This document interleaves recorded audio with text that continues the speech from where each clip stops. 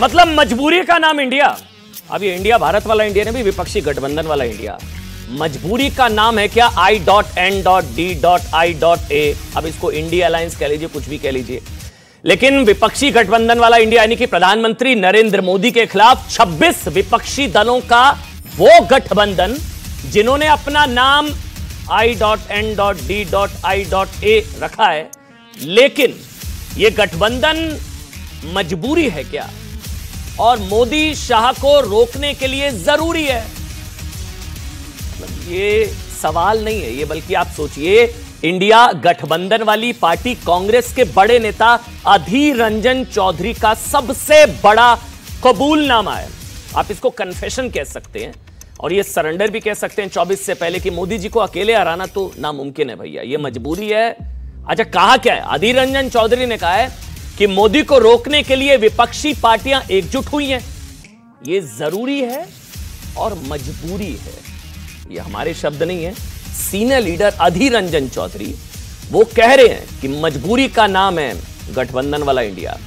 तो क्या अधीर रंजन चौधरी ने यह मान लिया भाई कि 2014-2019 की तरह 2024 में भी मोदी को हराना अकेले कांग्रेस के बस की बात नहीं है, समाजवादी पार्टी के बस की बात नहीं है, ममता के बस की बात नहीं है, इसलिए सारे मिल जाओ, मजबूरी का गठबंधन है? और क्या इंडिया नाम वाला गठबंधन विपक्ष की 26 पार्टियों ने सिर्फ अपना अपना अस्तित्व बचाने के लिए ही बनाया है?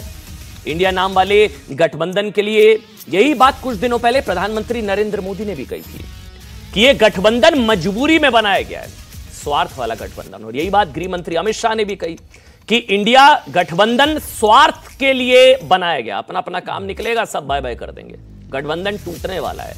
और दिल्ली सेवा बिल पास होते ही विपक्ष का गठबंधन खंड खंड हो जाएगा। सबसे पहले अरविंद केजरीवाल इंडिया को बाय बाय कर देंगे, इंडिया मतलब भारत नहीं, वो गठबंधन वाला इंडिया।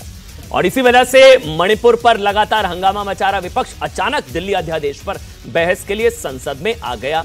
तो क्या वाकई इंडिया गठबंधन मजबूरी का नाम है? वैसे आपको बता दें, राहुल गांधी को भी आज राहत मिल गई है सुप्रीम कोर्ट से मोदी सरने वाले मामले में। तो क्या ये एनर्जी बूस्टर या ये एक तरीके से बूस्टर डोज का काम करेगा, नहीं करेगा? और ये मजबूरी का नाम है क्या इंडिया? इसी पर आज बहस की शुरुआत करेंगे। क्या ये राहुल गांधी को राहत मिलना इंडिया गठबंधन के लिए भी कोई खतरे की घंटी तो नहीं है? क्योंकि वो उनका जब राहुल गांधी जी आउट हुए थे पीएम रेस से, तो फिर लग रहा था नीतीश जी, ममता जी, तो शायद उनको मतलब उनकी संसद सदस्यता भी अगर बहाल हो जाती है, जो कि हो सकती है, तो इस मामले में तो फिर नीतीश और लालू जी को शायद या ममता जी को शायद ज्यादा झटका लगेगा। बहरहाल डिबेट शुरू करेंगे। भाई जोरदार तालियों के साथ स्वागत कीजिए सुधांशु त्रिवेदी, भारतीय जनता पार्टी के राष्ट्रीय प्रवक्ता, राज्यसभा सांसद। सुधांशु जी बहुत बहुत स्वागत आपका। अनुराग भदौरिया समाजवादी पार्टी के प्रवक्ता है, अनुराग भाई आपका। अनुज अत्रे कांग्रेस पार्टी से और मेरे साथ, और अवधेश जी है मेरे साथ। अवधेश जी वरिष्ठ पत्रकार है, सीनियर जर्नलिस्ट है। अवधेश जी आपका बहुत बहुत स्वागत। शुरुआत सबसे पहले सुधांशु जी मैं आपसे कर रहा हूं, गठबंधन टूट जाएगा आपको ऐसा क्यों लगता है? और ये मजबूरी का गठबंधन, स्वार्थ का गठबंधन, ऐसा क्यों लगता है आपको? देखिए, गठबंधन बनने का जो आधार है उसी में कार्य कारण सिद्धांत के अनुसार कार्य का पूरा आधार कारण में निहित होता है, तो उसके आधार में ही सामने दिख रहा है। अब बताइए, अधीर रंजन चौधरी जी का भी आपने उल्लेख किया। अधीर रंजन चौधरी जी बंगाल में बोलते हैं there is no democracy in Bengal, और वो कहते हैं बंगाल की सरकार यानी तृणमूल कांग्रेस की सरकार कांग्रेस कार्यकर्ताओं को की हत्या करवा रही है, और वो कोर्ट तक चले जाते हैं। कलकत्ता में ये स्टेटमेंट है। बेंगलोर में आप कहते हैं we need Trinamool Congress to save the democracy in India. अभी अपने आप में समझ में आ जाता है ना किसका आधार किस पे है। आप सोचिए, जिनके कार्यकर्ताओं की हत्याएं हो गई, अगर उनके साथ वो हाथ मिला रहे हैं, तो मुझे एक पुराना वाला डायलॉग याद आता है। मुगले आजम फिल्म में एक डायलॉग था कि जिसमें सलीम कहता, मुझे वो तख्त हरगिज कबूल नहीं जिसके पाए अनारकली के जनाजे पे रखे हों। मुझे लगता मगर इनके ख्वाबों ख्यालों में जो तख्त है, क्योंकि हकीकत में तो आना नहीं है, इन्हें वो भी तख्त कबूल है जिसके कि पाए इनके कार्यकर्ताओं के जनाजे पे रखे हुए हों। तो आप सोचिए, जब इतनी कटुता से भरा हुआ गठबंधन होगा और तृणमूल कांग्रेस को मतलब ममता बनर्जी जी को सेकंड वक्ता के रूप में बेंगलोर में बोलने के लिए कहा जाता है, तो आप साफ दिखाई पड़ता है कि आपस में क्या। और एक और आपको मजेदार बात है, इस पर भी बता दीजिए, राहुल जी की सजा पर रोक लग गई। नहीं, मैं उसी में, अरे राहुल जी की सजा के ऊपर अगर रोक लगी तो नहीं मांगी है। अरे सुनिए तो मान्यवर, इतनी घबराहट हो जाएगी, क्योंकि जब कर्नाटक में, मानते हैं हम लोग हार गए थे, कांग्रेस जीत गई थी, तो सबसे ज्यादा किसके अरमानों पे बिजली गिरी? अरविंद केजरीवाल जी, नीतीश कुमार जी, ममता बनर्जी जी, केसीआर जी, शरद पवार जी, जो सब मंसूबे सजोए बैठे थे कि कांग्रेस खत्म हो जाएगी पूरी तरह तो विपक्ष का नेतृत्व तो हम ले लेंगे। देखिए, देश के नेतृत्व की तो कोई इशू ही नहीं है, वो तो उनकी रेंज से बाहर है। अब उनको लगा होगा कि अब अगर राहुल गांधी जी को कोई राहत मिल गई तब तो भाई कांग्रेस के आगे उनको झुकना ही पड़ेगा। और देखिए, कांग्रेस से कितनी बढ़िया चाल भी चली। आम आदमी पार्टी ने दिल्ली विधेयक के ऊपर आर्म ट्विस्टिंग करके कांग्रेस का समर्थन ले लिया, ठीक, मगर कांग्रेस ने फिर क्या किया? अविश्वास प्रस्ताव ले आए। अब अविश्वास प्रस्ताव पे किसको, अब बताइए बड़ा मुद्दा क्या है? दिल्ली विधेयक या अविश्वास प्रस्ताव? अब लीड किसने ले ली? आम आदमी पार्टी के पास लीड है कि कांग्रेस के पास? लीड तो मतलब अनुराग भाई, लीड तो कांग्रेस के पास शायद तो है ही, मतलब मैं यही कह रहा, नहीं अब तो क्या होगा, मुश्किल से 2-4 मिनट बोलने का मौका मिलेगा आम आदमी पार्टी को। एक आध सांसद है उनके लोकसभा में, और सारा का सारा लीड इनको मिलेगी। यानी आपस में ही शय और मात का खेल चल रहा है। इसलिए बहुत सहज स्वाभाविक सी बात है। और आज तक नकारात्मक आधार पर बना हुआ कोई भी गठबंधन सस्टेन नहीं किया। हम खुद अपने अनुभव से बता रहे हैं। आपको ध्यान हो, अटल जी की एक बड़ी फेमस कविता थी ना, गीत नया गाता हूं, मगर उससे पहले की एक उन्होंने कविता लिखी थी, गीत नहीं गाता हूं। वो कब लिखी थी?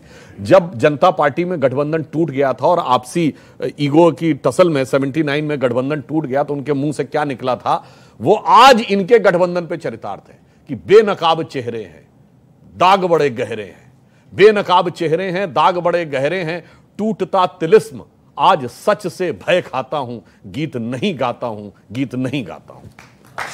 अनुराग जी, मतलब मुझे वो मजबूरी वाला गठबंधन तो खैर वो अधीर जी तो झूठ नहीं बोलेंगे, वो तो बोल ही रहे कि आप लोगों को मजबूरी के चक्कर में आना पड़ा साथ में।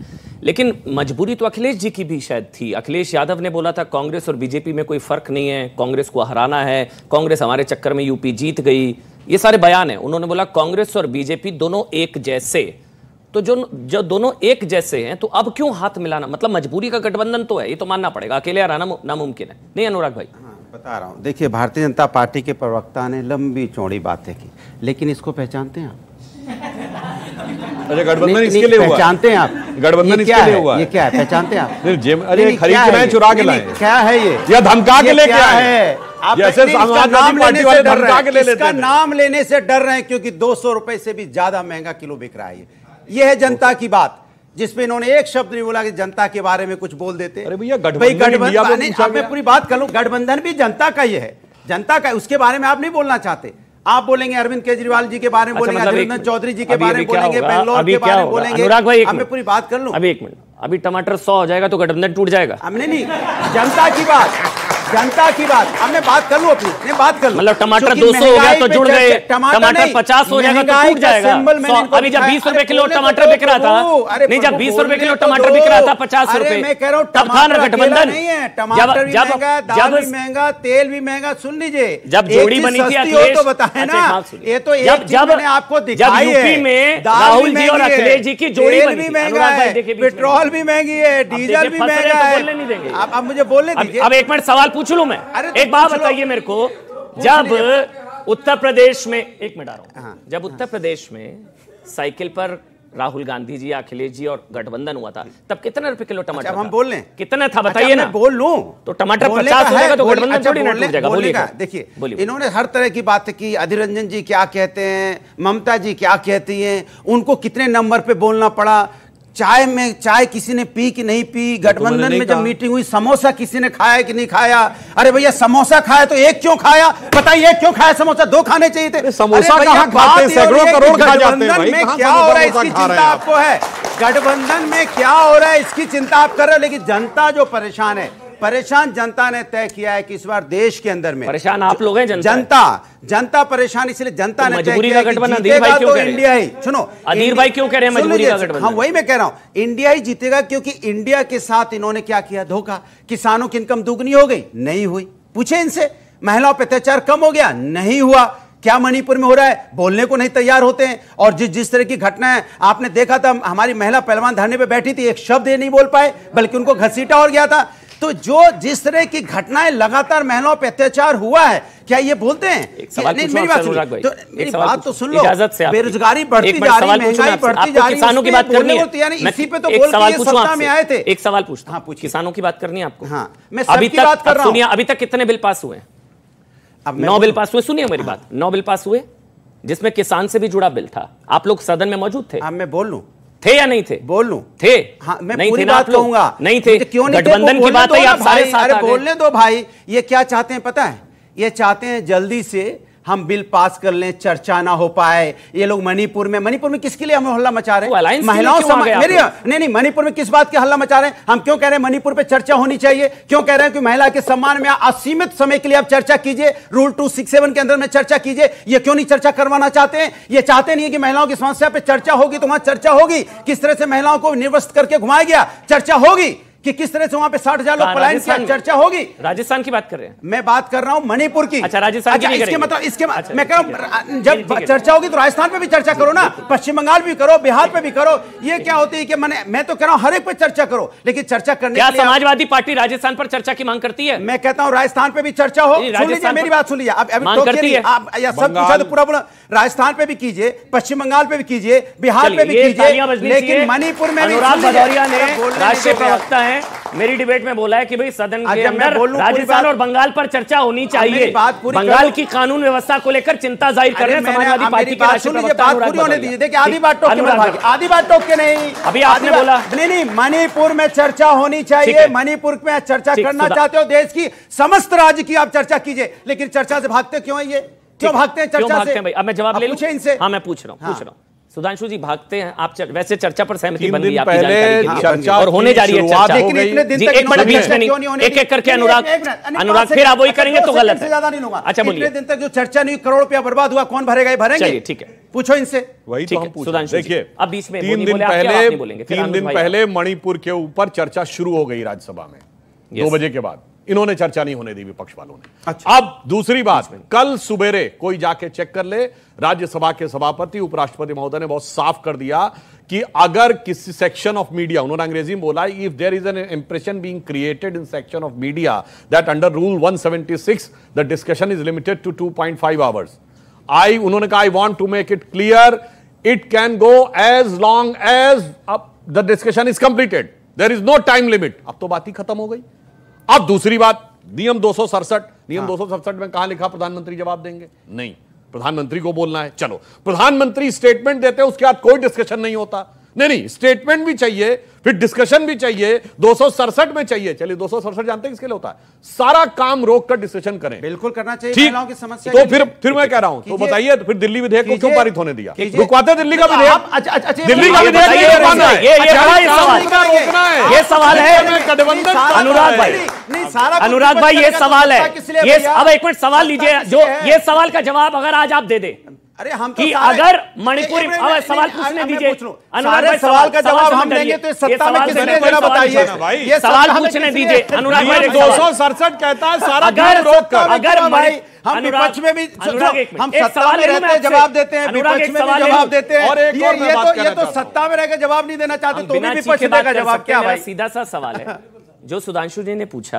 हाँ। अगर मणिपुर की वजह से कोई चर्चा नहीं होनी चाहिए, कुछ काम नहीं होना चाहिए, सिर्फ मणिपुर, तो फिर दिल्ली विधेयक पर कैसे सहमति बन गई? आपके लिए अलायंस जरूरी है मणिपुर? जवाब दो। हाँ, बोलिए। मैं इनसे पूछना चाहता हूं। नहीं, पूछना नहीं, जवाब देना है। नहीं, जवाब दे रहा हूं। इन्होंने कहा रूल 267 के अंदर में इन्होंने चर्चा नहीं की। कितने दिन तक पार्लियामेंट इन्होंने ठप करवाई? ये नहीं, पार्लियामेंट चलाने की जिम्मेदारी किसकी होती है? सरकार की। अब इससे तो मत भागिए, कम से कम आप लोग बात नहीं सुनना चाहते, बहिर्गमन करके चले गए। सत्ता पक्ष और विपक्ष दोनों इसी सरकार नहीं, विपक्ष आत्मा होती है पार्लियामेंट की, और पार्लियामेंट की आत्मा को आप मारना चाहते हो। आप चाहते नहीं कि जनता की आवाज उठे, आप तानाशाही अपनाना चाहते हो। आप चाहते हो जो हम चाहे वो होगा और जनता की आवाज ना उठे। हम जनता की आवाज उठाते, बहुत तेज उठ रही है आवाज, ये हालत बहुत तेज उठ रही है। आराम से पानी जनता की आवाज दबाना चाहते हो पार्लियामेंट के अंदर। आराम से पानी दे, पानी आराम से, आवाज ज्यादा हो रही है। अनुज भाई, मेरा आपसे सवाल ये है, नहीं वैसे तो जो अखिलेश जी ने फिर गलत कहा था, कांग्रेस बीजेपी एक जैसे नहीं है?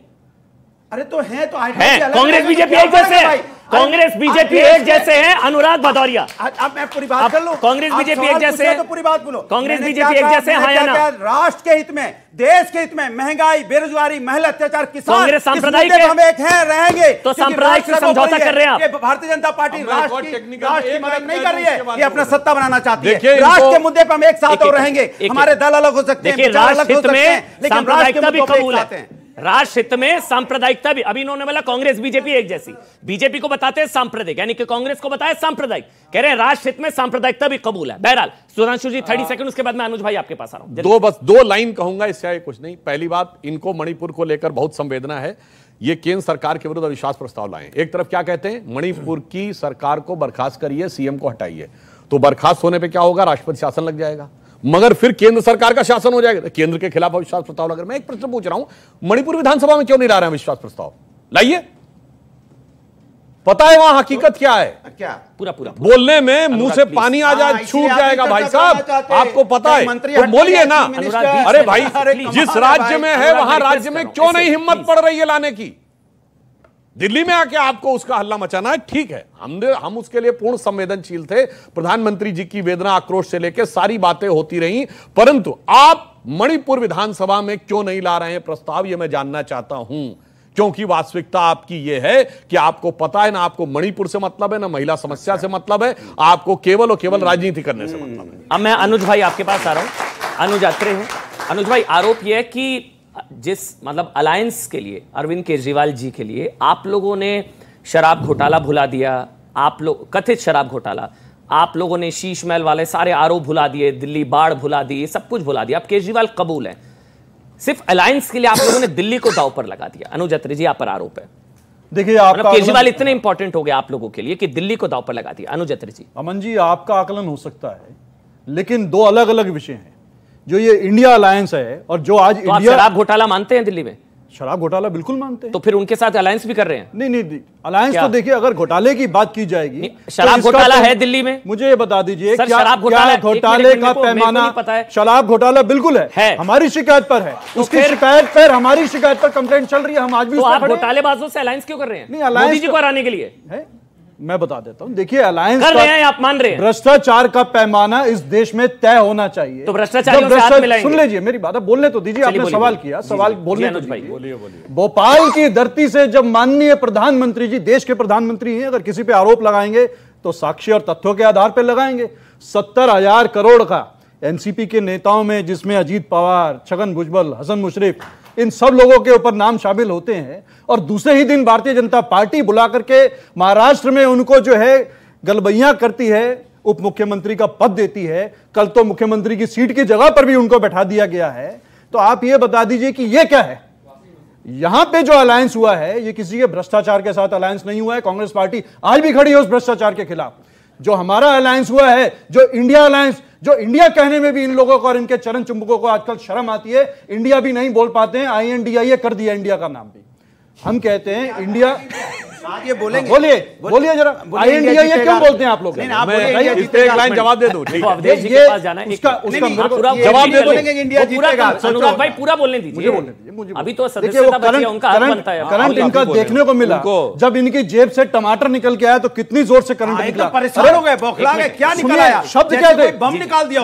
टमाटर है, बम नहीं है भाई, आपने शब्द नहीं सुना। ऐसा हमने टमाटर दिखाया तो ऐसे देखने लगे, मैंने ऐसा, ये क्या अरे आप, मैं बता भैया, टमाटर है, सब लोग घर में खाते हैं, कमाल है भैया, टमाटर से इतना डरते हैं। शब्द सुनिए इनके मुंह से कि कहां से चुरा के लाए या डकैती डाल के लाए। अरे बीजेपी वाले एक टमाटर देख करके ये बोलते हैं कि एक टमाटर किसी की जेब से निकल गया, चलिए डकैती डाल के लाए। ये टमाटर ने बना दी जोड़ी। चलिए अब मैं सुधांशु जी के पास, सबसे पहले अवधेश जी, एक टमाटर को, एक टमाटर की कीमत तुम क्या जानो, है ना? सोचिए, एक टमाटर की कीमत तुम क्या जानो, हमारी सरकार बच रही है, डाकू बता दिया, गठबंधन हो रहा है, बता दिया टमाटर। मैं अवधेश जी के पास एक बार, 5 किलो टमाटर होंगे, वहां पे क्या क्या सिक्योरिटी लगानी पड़ेगी? एक टमाटर करे डकैती डाल के लाए, अभी गार्ड के साथ आएंगे, एक टमाटर ज्यादा टमाटर हो जाएंगे तो सोचो क्या करना पड़ेगा। अब मैं अवधेश जी के पास जा रहा हूं। अवधेश जी, अनुज भाई प्लीज एक एक करके बोल रहे हैं हम, रिक्वेस्ट है, आपके बीच में कोई नहीं बोलेगा। अवधेश जी, मैं आपके पास आ रहा हूं। मजबूरी का नाम इंडिया, मजबूरी का नाम गठबंधन, लेकिन वोटर्स की भी वोटर्स की तो कोई मजबूरी नहीं है। चलिए इनको तो अपने आप को बचाना है, ये खुद माना है अधीर रंजन चौधरी ने, मैं नहीं बोल रहा हूं, उन्होंने बोला मजबूरी का नाम गठबंधन, लेकिन वोटर्स की क्या मजबूरी है भाई? उनकी तो कोई मजबूरी नहीं होगी। आपने अपने प्रारंभिक वक्तव्य में कहा कि सपा, बसपा, सपा, कांग्रेस, बाकी पार्टियों को ये लगा कि अलग अलग नहीं हरा सकते हैं बीजेपी को या नरेंद्र मोदी को, मानते हैं सारे। तो नहीं, फिर उसका एक निष्कर्ष ये भी निकलता है कि क्या मिल के हरा सकते हैं? क्या देश का माहौल ऐसा है इस समय कि देश फिर से 1989 में जो गठबंधन का दौर शुरू हुआ, देश ने जो अस्थिर सरकारों का दौर देखा है, इवन नरसिंह राव को 232 सीटें मिली थी, लेकिन झारखंड मुक्ति मोर्चा रिश्वत कांड के रूप में भी देखा कि एक प्राइम मिनिस्टर को जाना पड़ रहा है। जो हमने मनमोहन सिंह सरकार के में देखा कि विदेश नीति के स्तर पर श्रीलंका मामले में सरकार कोई निर्णय लेना चाहती थी, लेकिन डीएम के दबाव में वो निर्णय नहीं ले सकी है। ईरान के परमाणु मामले पर कोई निर्णय लेना चाहती, तो क्या ये देश का माहौल ऐसा बदल गया है कि आप गठबंधन में एक साथ होकर के हरा सकते हैं? दूसरा सवाल ये उठता है, पहले वाले में मैं जोड़ दूं एक चीज, मतलब कल को बालाकोट करना होगा तो इनमें से खिचड़ी 26 में से कौन तय करेगा? मतलब कल को बालाकोट करना हुआ तो यहाँ ये इनसे पूछेंगे, इनसे पूछेंगे, इनसे पूछेंगे, यही होगा ना। फिर ऐसा है कि जब अनुराग भदौरिया और हमारे मित्र दो मित्र, अरे आपसे थोड़ी ना सवाल पूछ बोल रहे भाई, एनडीए में कितनी पार्टियां हैं भी बता दीजिए। बोल रहा हूं, उसी पर आ रहा हूं। अच्छा 38 पार्टियां हैं, चेहरा कौन है मोदी? आपका चेहरा कौन है? हमारे पास तो तमाम चेहरे हैं, इनके पास एक ही है, राहुल गांधी। लोकतंत्र में चेहरे ही चेहरे हैं, कमाल की बात कर रहे हो आप। मैं उत्तर देने ही वाला था, चेहरे पे चेहरा। जब ऐसा है, जब अनुराग बोल रहे हैं, एक मिनट, जब अनुराग भदौरिया और अनुज अत्रे को छोटे से टमाटर में बम नजर आता हो, तो आप कल्पना कर लीजिए, कि आइडियोलॉजी किसकी ओर बढ़ रही है कि आप पैकेट से एक टमाटर निकालते हैं, उसको बम कहते हैं। दूसरा सवाल यह है कि जब नरेंद्र मोदी के नेतृत्व में भारतीय जनता पार्टी ने 36 दलों को 26 के मुकाबले खड़ा कर दिया, तो क्या बीजेपी भी मानती है कि वाकई मजबूरी का दौर है, गठबंधन हम करेंगे? क्योंकि मेरा मानना यह है और देश भी जानता है कि नरेंद्र मोदी को उनके अपने काम के अलावा देश ने अकेले अगर भारतीय जनता पार्टी को बहुमत दिया था, तो उसके पीछे गठबंधन सरकारों से निराशा थी और गठबंधन सरकारों के कार्यों के कारण जो देश में असंतोष था वो भाव था। नहीं, लेकिन एक बात मुझे टमाटर का जवाब खिचड़ी है, खिचड़ी सरकार नहीं, लास्ट में ये कह रहा हूं, लेकिन जैसे स्थिति क्या होती है कि जब आप चुनाव में हार जाते हैं और भी पीछे से अलग प्रकार से एक षड्यंत्र की तरह जब सरकार बनाते हैं, जो महाराष्ट्र में हुआ, तो उसका जवाब युद्ध में कैसे दिया जाता है? तो एक घेरेबंदी बीजेपी ने भी कर ली है इस समय कि अब कोई भी दल जो किसी गठबंधन में नहीं जा सकता है, अगर आपने बनाया है, तो वैसे सारे दल को हम गठबंधन में। अनुज भाई ने जो सवाल पूछा वो सुधांशु जी मैं आपसे पूछ लेता हूं, जो अनुज भाई ने वो चक्की पीसिंग वाले भी तो आए ना सर, फडणवीस जी बोल रहे थे चक्की पीसिंग अब साथ में है उनकी। और नंबर एक, और दूसरा सवाल, दो सवाल है, पहला ये, दूसरा ये कि उधर 26 है तो आप भी तो 38 है, तो गठबंधन तो इधर भी है जी। सुधांशु जी, इनकी तीनों बातों का मैं टमाटर और बम दोनों पर भी बोलना चाहूंगा। इसके अलावा देखिए, पहली बात, इन्होंने पहला प्रश्न यह किया था कि हम इंडिया नाम क्यों नहीं लेते। ठीक, इनके पूरे गठबंधन का नाम का शॉर्ट फॉर्म इंडिया है। कांग्रेस पार्टी का क्या नाम है? Indian national Congress. शॉर्ट में क्या लिखते हैं? आईएनसी। आज तक मैंने किसी कांग्रेस नेता को इंक बोलते नहीं सुना कांग्रेस को। अगर इंक बोलते सुना हो तो आप इंडिया की भी बात करिए, इंक पूछ गई क्या? तो पहली बात ये। दूसरा, गठबंधन का नाम कैसा रखा है कि सिर्फ अंग्रेजी है का नाम, अंग्रेजी का एब्रिविएशन, ध्यान इनसे पूछो हिंदी में क्या है, बता ही नहीं पाते हैं। बता देंगे, फिर बताएंगे, कहें उस नाम का तो कोई मतलब ही नहीं निकल रहा हिंदी में, यानी जो एब्रिविएशन सोचा है वो केवल अंग्रेजी। एक मिनट, आपके गठबंधन का हिंदी में नाम क्या है? हमारे गठबंधन का नाम इंडिया है। नहीं, हिंदी में क्या नाम है? इंडिया नहीं पता। हम लोग इंडिया गर्व से कहते हैं, नहीं पता, हम गर्व से कहते हैं कि हमारे गठबंधन का नाम इंडिया। आपको अपने गठबंधन का नाम नहीं पता? बिल्कुल पता है, हमारे गठबंधन का नाम इंडिया है। फुल फॉर्म इंडिया की है, full form India national development inclusive alliance. Hindi में पता ही नहीं sir. Indian national developmental inclusive alliance बिल्कुल है। नहीं है पता, ऐसा नहीं। हिंदी का अनुवाद आप इंडिया है, इसमें क्या पता है? इंडिया है, इंडिया हिंदी का अनुवाद है, इसमें अनुवाद की अभी आवश्यकता नहीं है। नहीं सर, भारतीय जनतांत्रिक गठबंधन मिल जाएगा sir. NDA national democratic alliance, भारतीय जनतांत्रिक गठबंधन के जितने भी हमारे घटक दल है आपको जवाब दे देंगे। इंडिया की जनता नाम में क्या रखा है? सही बात है, नाम में क्या रखा है? बस इंडिया और भारत के बीच का चुनाव हो जाएगा। इंडिया जो नाम भी विदेश से आया, पार्टी भी अनुराग भाई यारों बीच में नहीं। अब मैं एक मिनट प्लीज, वो कंप्लीट करेंगे एक करके। एक मैंने जो कहा था, मैं टमाटर और बम पे भी बोलना चाहता हूं। इन्होंने कहा ना टमाटर बम क्यों, मैं जो बहुत युवा पीढ़ी है उसको नहीं याद होगा, पर हम लोगों के जमाने और सबको याद होगा, इस देश में एक बार सरकार आलू प्याज के दामों के ऊपर गिर गई थी। कब? 98 नवंबर। दिल्ली। क्यों? 3-4 महीने के लिए आलू प्याज के दाम बढ़ गए थे और सरकार चली गई थी, मगर किसी को ध्यान है वो क्यों हुआ था? हम लोगों ने 11 मई, अटल जी की सरकार में 11 मई और 13 मई 98 में परमाणु विस्फोट किया था। आज का जो शक्तिशाली भारत है, जहां से भारत की हैसियत उभर के सामने आई, जहां से उस समय सेव इंडिया बॉन्ड निकाले गए, जिसमें कि दुनिया ने हम पे आर्थिक प्रतिबंध लगा दिया। लोग सोच रहे थे 1 कौड़ी $1 नहीं देगा कोई भारत को, भारत के पास कुछ नहीं रहेगा। $5 बिलियन का हमारा टारगेट था, $6.2 बिलियन इंडिया बॉन्ड में आए। और आज का जो शक्तिशाली भारत है उसके उभर के आया, वो शक्तिशाली भारत ना उभरने पाए, इसके लिए 1998 के नवंबर के महीने के आसपास 3-4 महीने के लिए आलू प्याज के दाम को इतना बड़ा मुद्दा बनाया गया कि वो बम से जो ताकत निकली थी वो दब जाए, और वो नहीं रोक पाए तो अप्रैल 99 में 1 वोट से सरकार गिराई गई।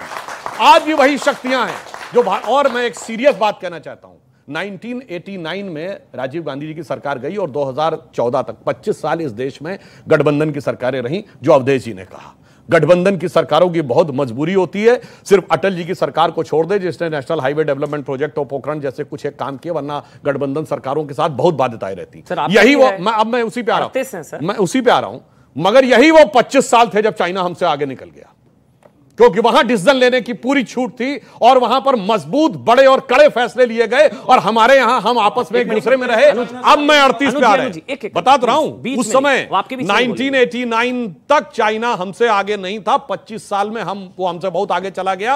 ये देश की जनता ने स्पष्ट बहुमत की सरकार दी। अब आपने 38 की बात कही, मैं तो कह रहा हूं, मैं कह रहा हूं मॉर्गन स्टैनली ने जो मैं उसी पे इंडिया को आगे किया। एनडीए के आज 25 साल हो गए। 98 में एनडीए बना था।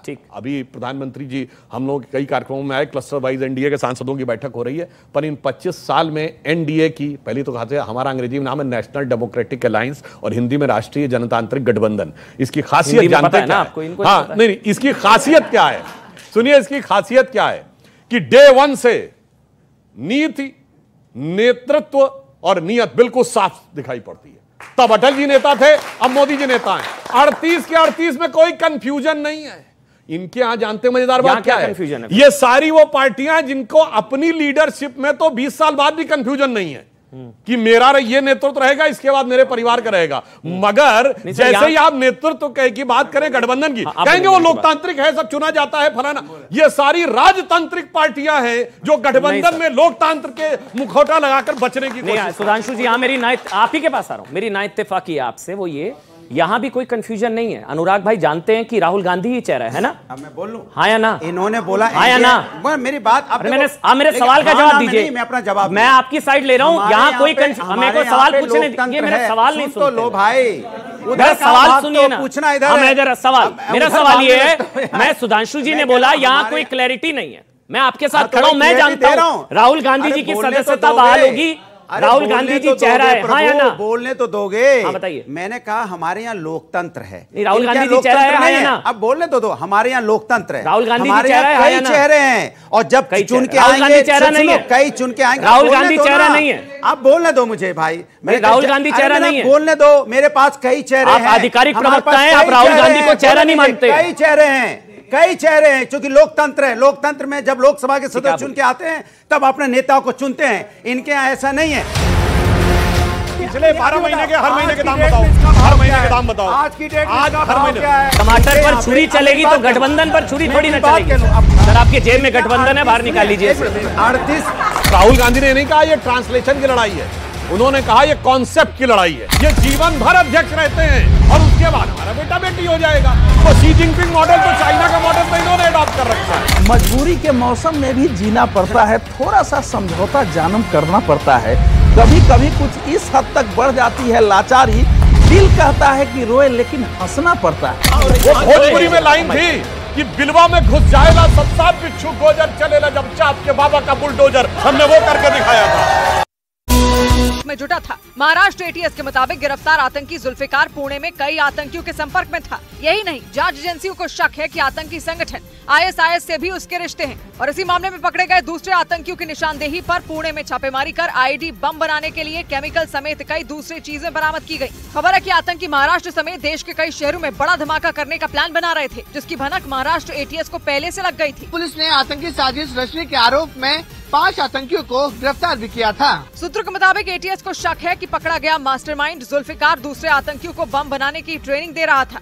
उधर राजस्थान के भीलवाड़ा में एक नाबालिग लड़की से हैवानियत के बाद उसे कोयले की भट्टी में जिंदा जलाने का मामला सामने आया। पुलिस ने इस केस में कई लोगों को हिरासत में लेकर जांच शुरू कर दी, क्योंकि पुलिस को जिस नाबालिग को जिंदा जलाने की खबर मिली थी वो 2 दिनों से लापता थी। बताया गया कि जब उसके परिजनों ने कई जगहों पर तलाश की तो उन्हें एक जलती हुई भट्टी के बाहर चांदी के कड़े और दूसरी चीजें मिली। परिजनों ने दावा किया कि वो सामान उसी लड़की के हैं। बाद में पुलिस जब वहां पहुंची और उस भट्टी की जांच की गई तो वहां से शव के कुछ हिस्से भी मिले। मामले की गंभीरता को देखते हुए पुलिस और एफएसएल की टीमें तुरंत जांच में जुट गई। इन्वेस्टिगेशन के दौरान 3-4 लोगों को, आरोपियों को हमने राउंड अप किया है।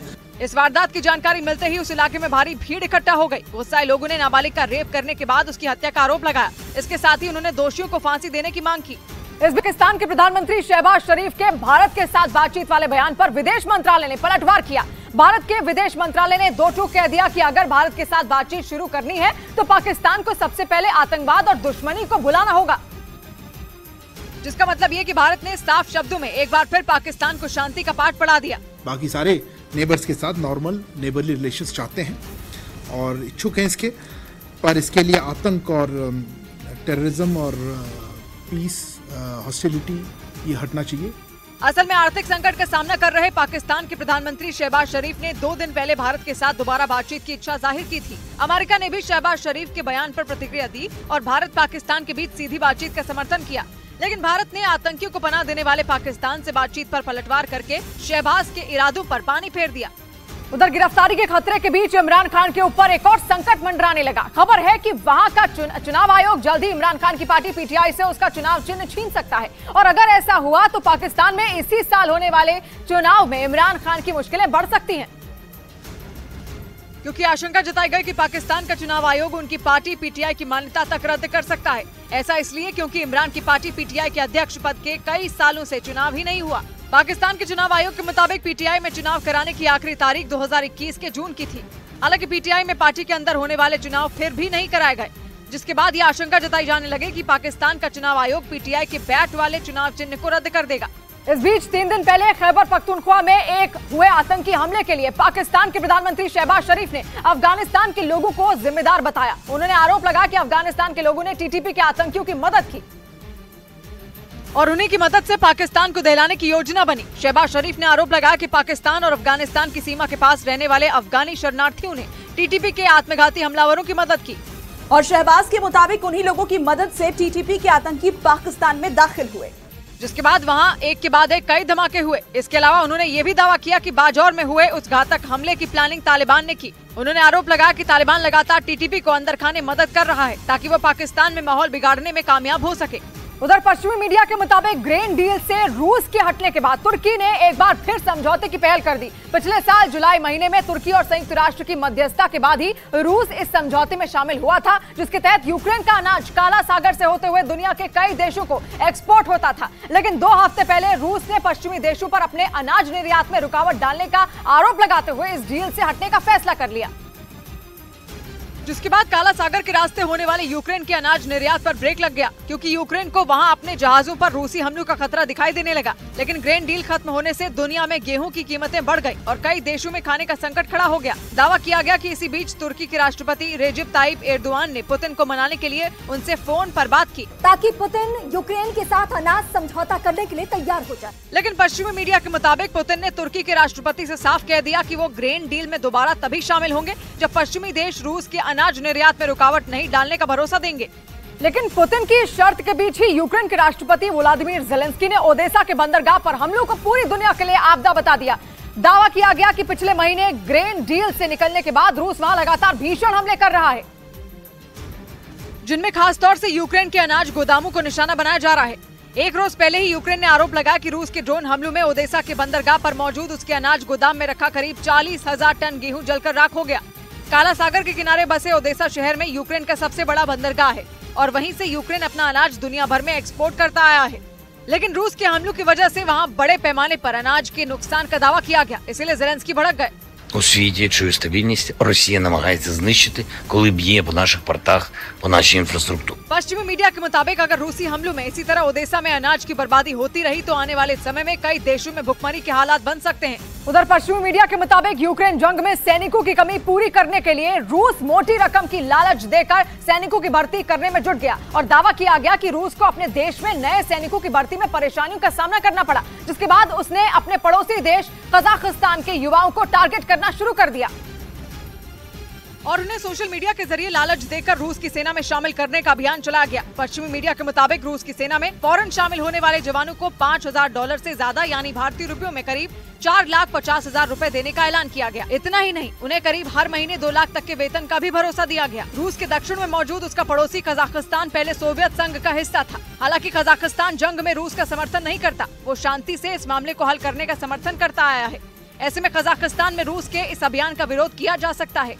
इस बीच पश्चिमी मीडिया के मुताबिक यूक्रेन पर रूस के हमले के बाद अपनी सैन्य क्षमताओं को बढ़ाने में जुटे जर्मनी की मुसीबतें बढ़ गई। बताया गया कि जर्मन सेना की एक टुकड़ी में नए सैनिकों की भर्ती के लिए जूझना उसको पड़ रहा है, क्योंकि दावा किया गया कि बुंडेस्वा नाम की उस टुकड़ी में सैनिकों की भारी कमी हो गई, जिसके बाद जर्मनी की सेना ने नई भर्तियां शुरू की। लेकिन जर्मनी के रक्षा मंत्री ने बताया कि इस बार पिछले साल के मुकाबले बेहद कम युवाओं ने सेना में शामिल होने के लिए आवेदन किया। इतना ही नहीं, जो जवान नई भर्तियों में शामिल हुए उनमें करीब 30% ट्रेनिंग के समय ही भाग खड़े हुए। ऐसे में जर्मनी की सेना की मुसीबतें बढ़ गई, क्योंकि दावा किया गया कि यूक्रेन पर रूस के हमले के बाद से ही जर्मनी की सरकार अपनी सेना को मजबूत करने के लिए तरह तरह के उपाय करने में जुटी है।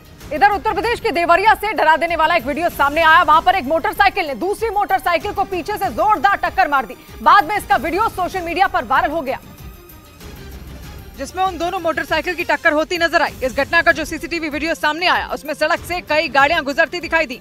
इसी दौरान एक मोटरसाइकिल वहां से जाती दिखी और जैसे ही वो कुछ दूरी पर पहुंची, पीछे से आ रही दूसरी मोटरसाइकिल ने उसे जोरदार टक्कर मार दी। टक्कर इतनी भयंकर थी कि मोटरसाइकिल सवार घिसटते हुए काफी दूर तक जा गिरा। इस सड़क हादसे में 3 लोग घायल हो गए, उन्हें अस्पताल में भर्ती कराया गया। उधर उत्तर प्रदेश के बहराइच से गो तस्करों के बीच फायरिंग का दिल दहला देने वाला एक वीडियो सामने आया, जिसमें एक गांव में तस्करों के 2 गुटों के बीच रात के अंधेरे में जमकर फायरिंग होती दिखी। बताया गया कि गोलीबारी की यह घटना करीब 1 महीने पहले की है, लेकिन उसका वीडियो अब सोशल मीडिया पर वायरल हो गया, जिसमें कुछ लोग पिस्तौल से हवा में फायरिंग करते नजर आए। वीडियो में पेड़ के पास छिपकर कुछ लोग गोली चलाते दिखे। गोलीबारी की इस घटना के दौरान गांव में अफरा तफरी का माहौल बन गया और लोग दहशत में आ गए।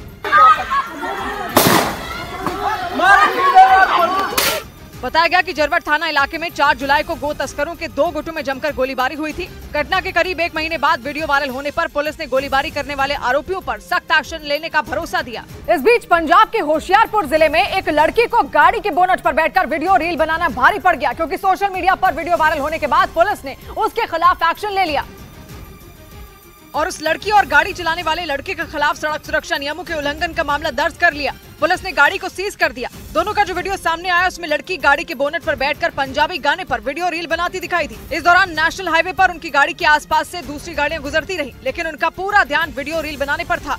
कुछ किलोमीटर तक वो बेखौफ होकर वीडियो शूट करते दिखे। वीडियो सामने आने के बाद पुलिस ने दोनों के खिलाफ मामला दर्ज कर लिया।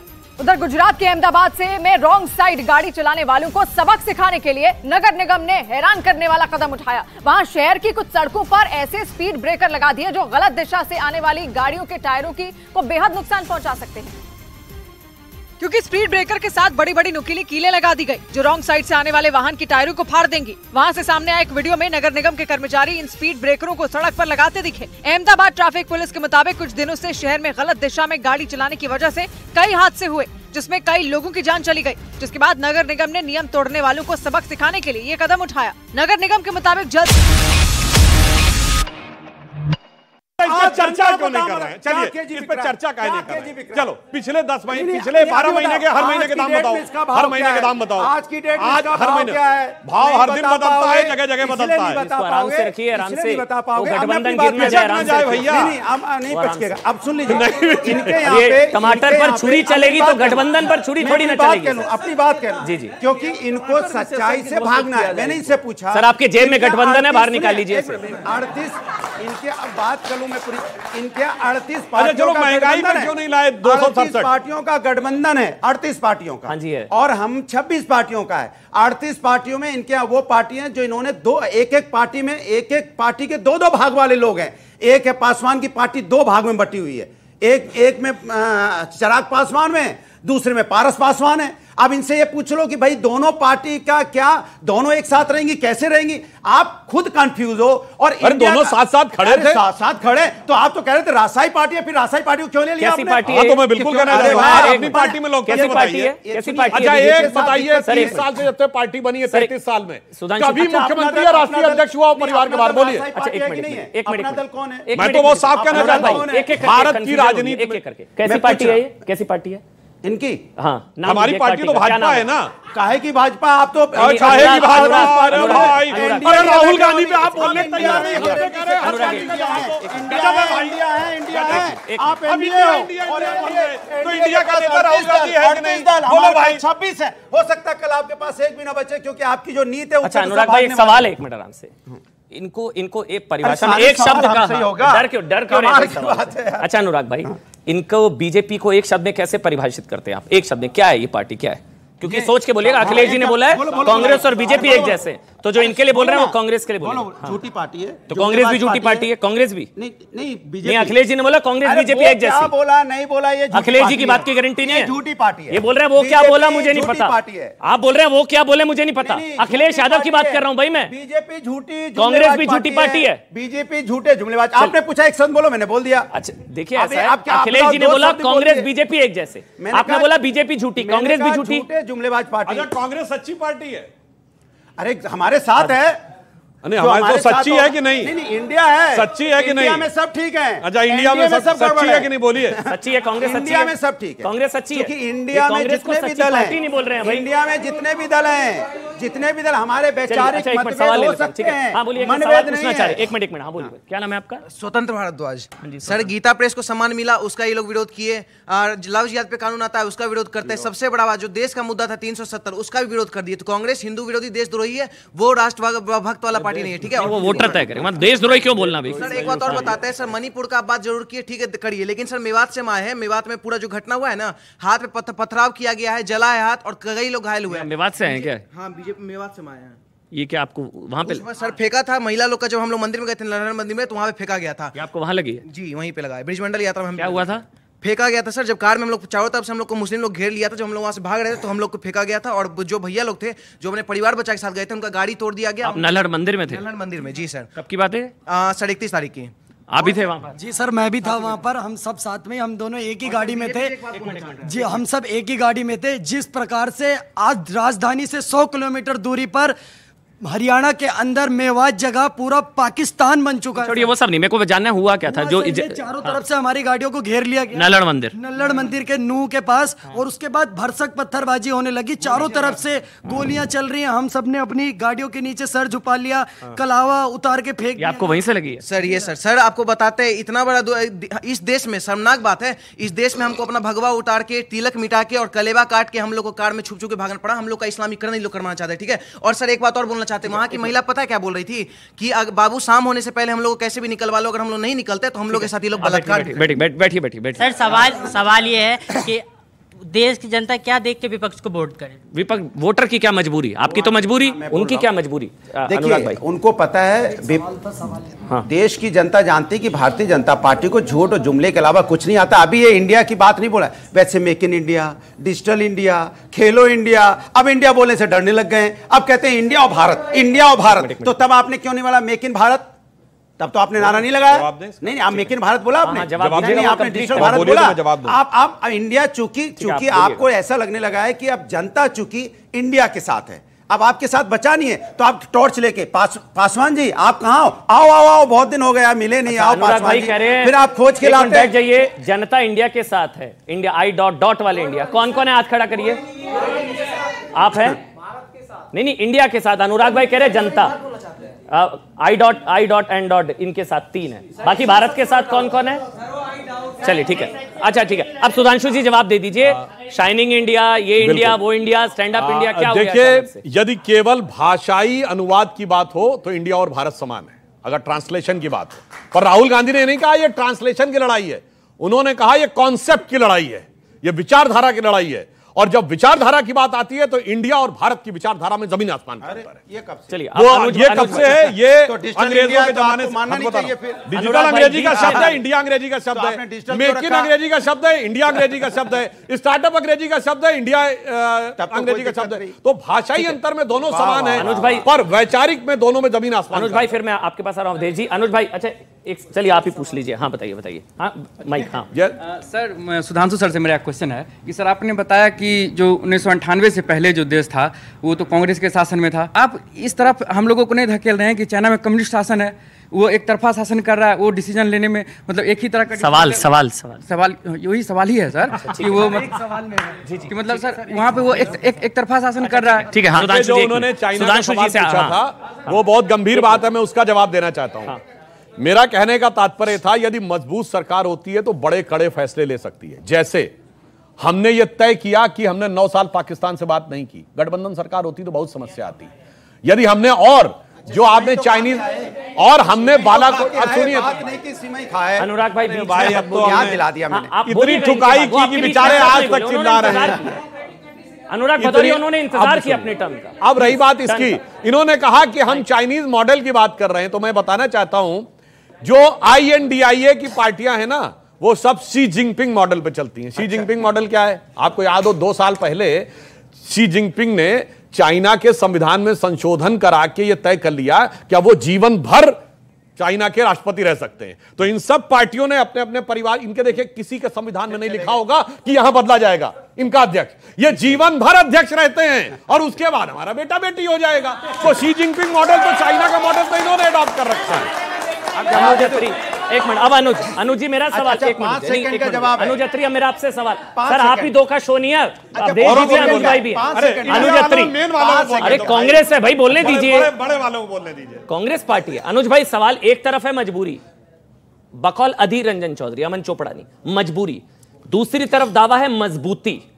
तो वोटर क्या चुनेगा, मजबूरी या मजबूती? आप बता दीजिए अनुज भाई। जवाब देता और ये मजबूरी अधीर भाई ने बोला, मैंने नहीं बोला। आग्रह करूंगा, समय दीजिएगा, बहुत सारे जी बिल्कुल अनुज भाई बोलिए। देखिए मजबूती और मजबूरी पे आऊं तो निश्चित तौर पे देश की मजबूरी है। मजबूरी ये है कि इनको जब मजबूती से चुनाव देश की जनता ने किया, 2 बार इनको मैंडेट दिया, 2014 में दिया, 2019 में दिया। किन बातों पे दिया? इन्होंने कहा कि हम देश से गरीबी भगाएंगे। क्या दे दिया इन्होंने गरीबी भगाने के नाम पे?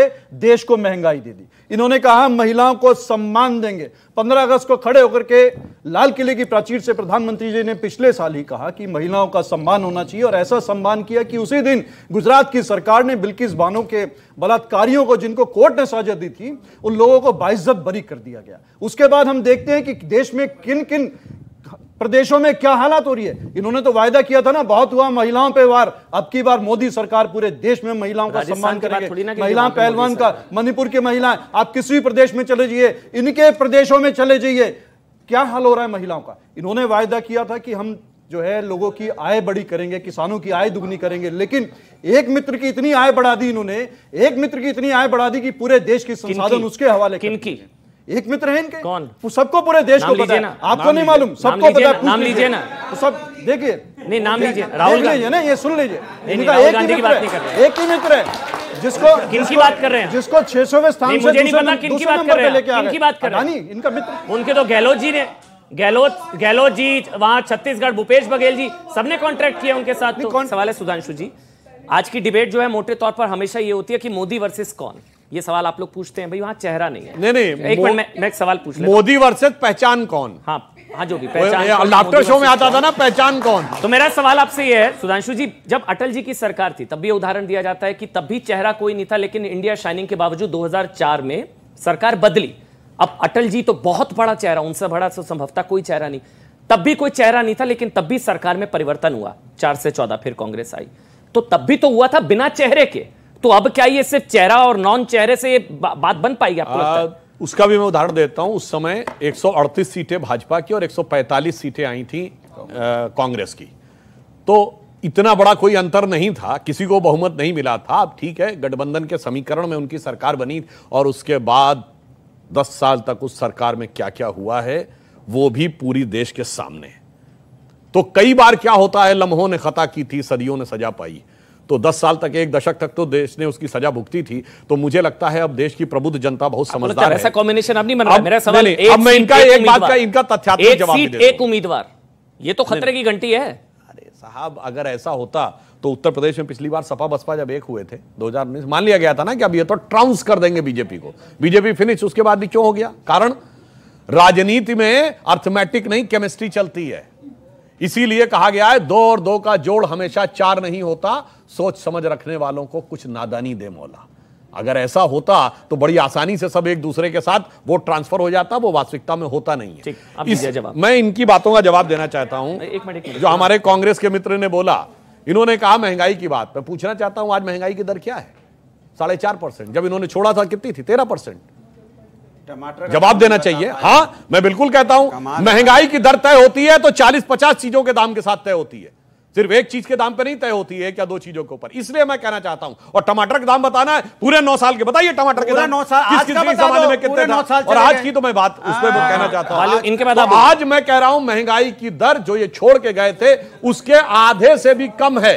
दूसरी बात, इन्होंने कहा महिलाओं के प्रति अत्याचार की बात, तो आज जाके चेक कर ले, जब प्रधानमंत्री जी ने कहा था बेटी बचाओ बेटी पढ़ाओ, तो नवजात शिशुओं में लिंग अनुपात में भारी सुधार हुआ है, और पिछला साल पहली बार है जब लड़कियों की संख्या लड़कों से अधिक हुई है नए पैदा हुए बच्चों में। तीसरी बात बोलेंगे इनके बाद, 1 मिनट इनके बाद आप बोलेंगे 1 मिनट 30 सेकंड सुधांशु जी, पूरी बात लेट हिम कंप्लीट भाई, और क्या बात है लगातार उनकी बात का जवाब देने दीजिए। आप बीच में कुछ ज्यादा ही कहां बोल रहे हैं? छुटका पार्टी बढ़ के कहानी बता रहे हैं, बोल कहां रहे हैं? अब दूसरी बात, इन्होंने बिल्किस बानो का उल्लेख किया। हाँ, बिल्किस बानो का मैं उस बातों का बिल्कुल जवाब देता हूं। बिल्किस बानो के ऊपर के जो लोग अपराधी थे वो 14 वर्ष जेल की सजा काट के आए, परंतु ये उत्तर प्रदेश में इमराना के साथ भी तो बलात्कार हुआ था, जिसके साथ मौलवी ने फतवा दे दिया कि उसके ससुर ने उससे बलात्कार किया है, तो आज से वो ससुर की पत्नी और पति की मां हो गई।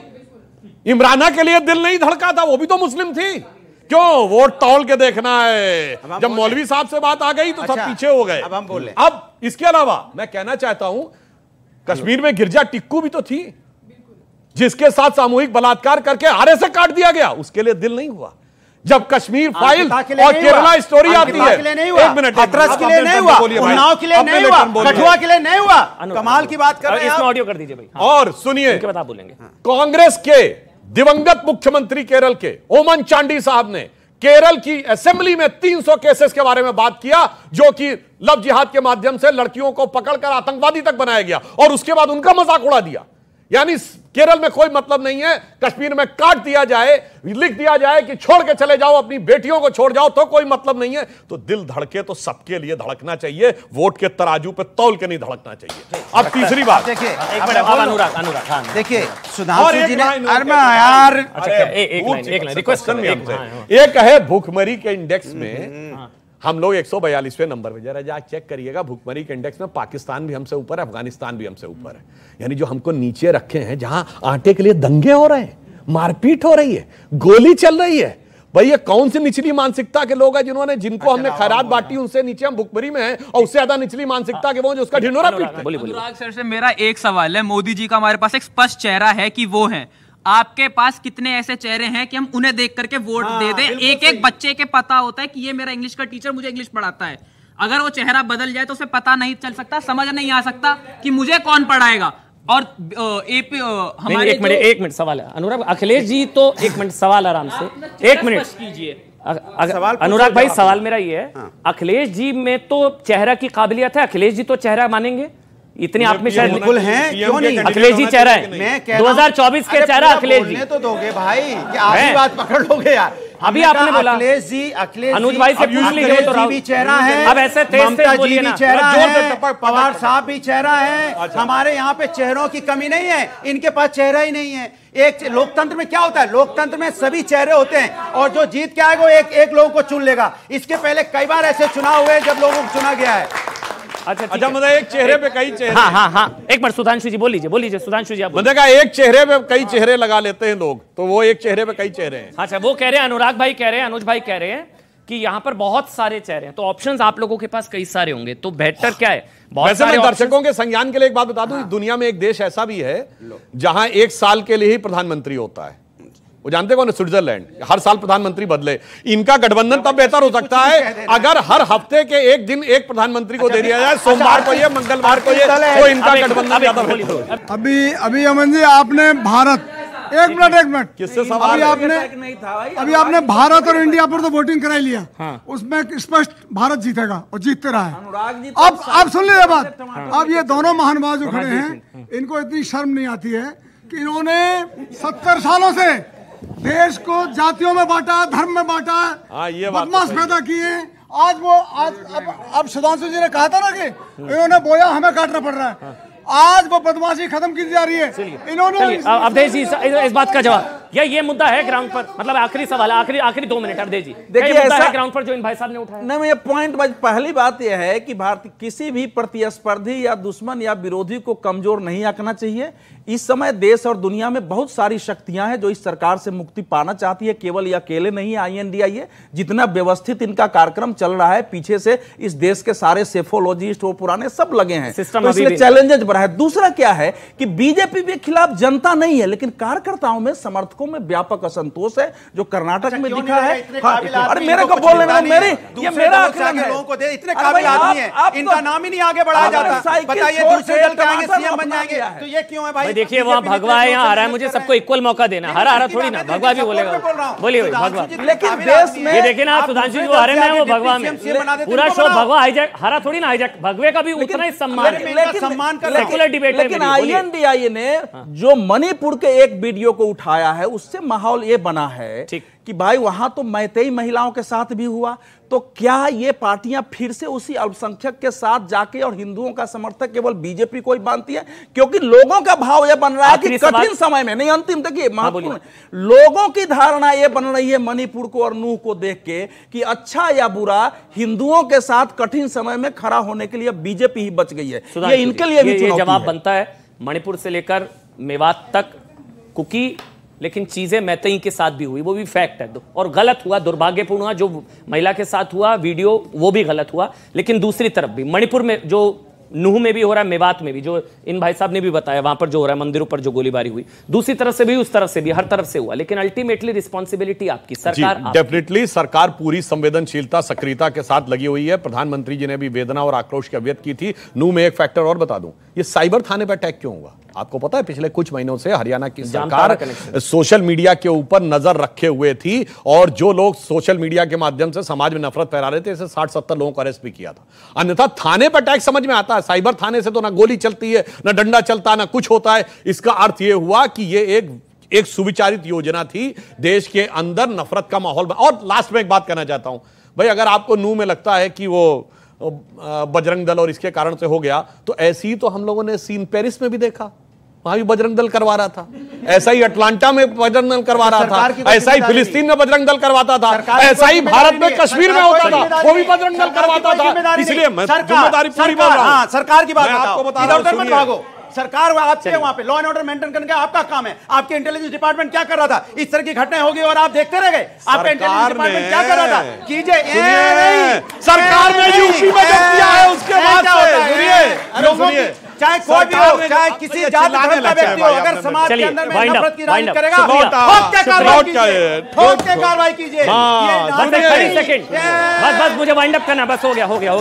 बस इसमें ऑडियो। वैसे एक बात बताएं, लास्ट है, जब हमारे मुख्यमंत्री योगी जी ने ठोक के कार्रवाई की थी तो संसद विधानसभा में खड़े होकर अखिलेश जी बोले थे, अपनी भाषा देखिए कि कह रहे हैं कि माफियाओं को मिट्टी में मिला देंगे, तो उनमें इनको भाषा याद आ रही थी। अरे सुनिए, हमने वो कार्रवाई की, सुनिए, जो याद करिए ना, यूपी चुनाव के समय एक नारा चला था कि वो भोजपुरी में लाइन थी कि बिलवा में घुस जाएला सब साफ बिच्छू गोजर चलेला जब चाप के बाबा का बुलडोजर। हमने वो करके दिखाया था। चलिए, बहुत बहुत शुक्रिया अनुराग भदौरिया आपका, सुधांशु जी आपका सर, और अनुज भाई आपका भी बहुत बहुत शुक्रिया। खासकर आप सबका बहुत बहुत शुक्रिया देश ने झुकने में हमारे साथ जुड़ने के लिए। 100 बात की एक बात।